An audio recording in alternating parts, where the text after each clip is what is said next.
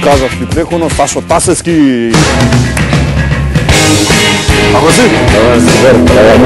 Добар, имаш благодарам за мене. Ти благодарам, Сашо, можеш да ја заземеш твојата позиција. Тоа е причината, еве ја причината, дами и господа, зашто Сашо е тука и добар портрет. Пеперутка окована. Видете го, Сашо, ако може зумни, како кеба. Како кеба ли, така ли ти личам на кеба? Одма менјам будас. Следно издање ја менјам сега. Сега ете, стана писател. Не, нема везе. Како го сваќаш пишување како хоби, издувен вентил ти, се одмараш кога пишуваш? Пишувањето, ако е издувен вентил, тогаш не би било, нели, би било пишување, ама би било некој што знам многу субјективно. Така има многу луѓе што пишуваат како издувен вентил, ама тоа што го пишуваат никому не му го даваат на суд, нели, на критика.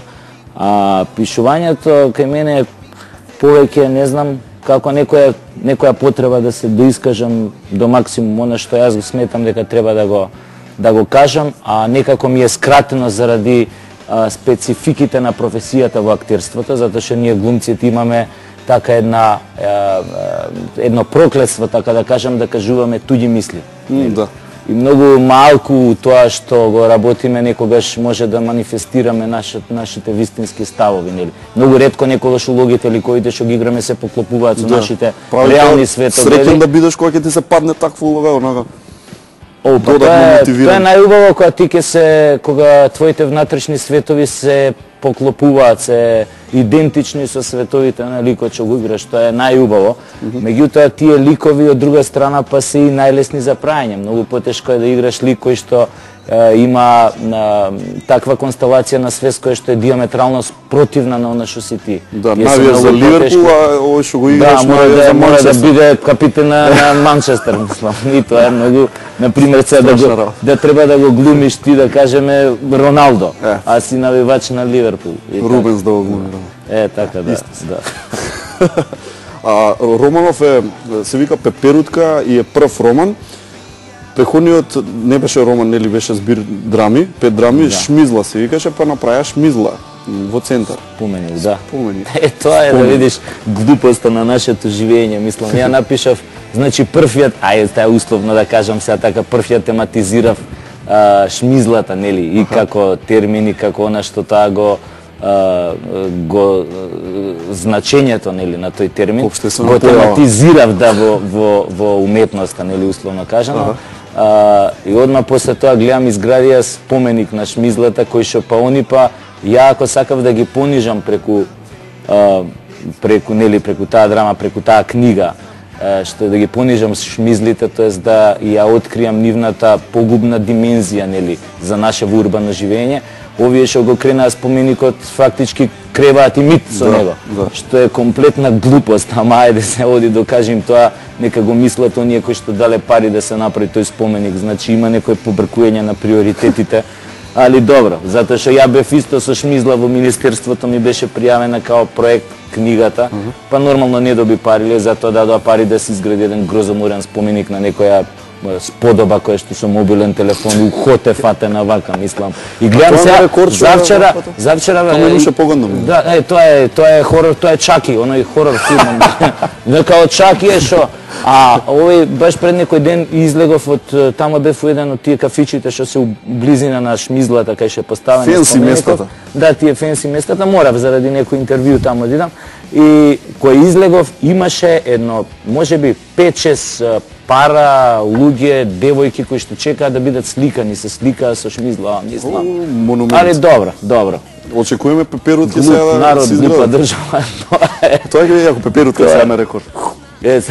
Па затоа ја крстив, тоа го кажа, викам Пеперутка, мислев да крстам нешто као, нели слоновите, нешто се злопамтила поше женски главниот лик, тука нешто слоница да ја крстам книга, ми текне да не му текне на некоја будала да дае пари слон да направат нешто на площад, викам дај нешто помало ќе смислам. Паметно. Што се работи у книга? Не е за Пеперутки сигурно.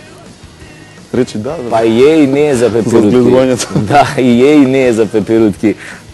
Значи Пеперутката е метафора, символ на, тоа е во мојата книга конкретно го има значењето на демон на преобразувањето. затоа што и главниот лик, значи проститутката која што лично ја познавам, нели, за која што е Че сакаш да кажеш дека е базирано на real events? Апсолутно, тамо ни еден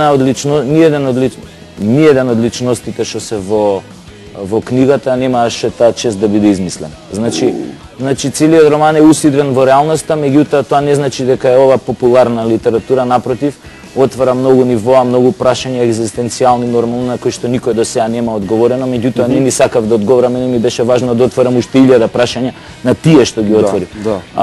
Така да Пеперутката, нели, главниот лик, тоа што представува, а исто јас како лик се појавувам во романот, баш као глумецот. Како ти името? Да, глумецот ми е името. Нема име? Нема, само глумецот, ама тоа се знае дека сум ја, пошто така сум опишан да мислам секој ќе знае дека сум тоа ја. Да. Така да и се видов и себе си и неа како некои демони на преобразувањето. Тоа е уствари метафората на Пеперутката, а тоа е верување на некои стари народи дека секој од нас својот демон си го носи во вид на жолта пеперутка со црни точки како му лета околу лево. Тоа е старо верување некое, така да такви се тие демони кои што ги носиме со себе, а не сме свесни, од кои што треба еден ден да се ослободиме. Тоа е метафората уствари на Пеперутката. Одлично, одлично. Сега Романов како поминува? Имаш некакви сознанија? Имам. Се бара? Имам. Романов значи се продава во Матица, исклучиво тамо затоа што сакавме да тестираме, нели, со Дејан Павлевски да беше тестираме, емисија. Да, знам дека беше да тестираме како ќе оди продавањето, доколку е само се продава во Матица и оди одлично, мислам за 2 недели. Тоа го дознав на 21-ви, сега не знам како е првиот месец. Значи за 2 недели се продава преку 100 книги, што е за македонски услови рамно на подвиг, затоа што кај нас, особено македонски писатели, може да се продаде една книга у 2 месеци ако е македонски писател. Сега книга, пошто ми кажеш дека се работи за ликови што не се измислени, вајда може да се направи и продолжение, а? Не сум таков сега сиквели да правам, нели, сега Ајку 1, 2, Пеперутка 2, 1, 2, 3, 4. Може да се направи таков некој форшман, Пеперутка 2. И Пеперутка нешто јаде деца. Јаде живи деца. Нема да има втор дел. Доволно е ова едниот дел затоа што се обидов она што сакав да го кажам во еден дел, затоа што самиот роман представува еден вид на, меѓу другото представува и упатство, ја така го опишувам, представува упатство за преживување во примитивни општества како нашето.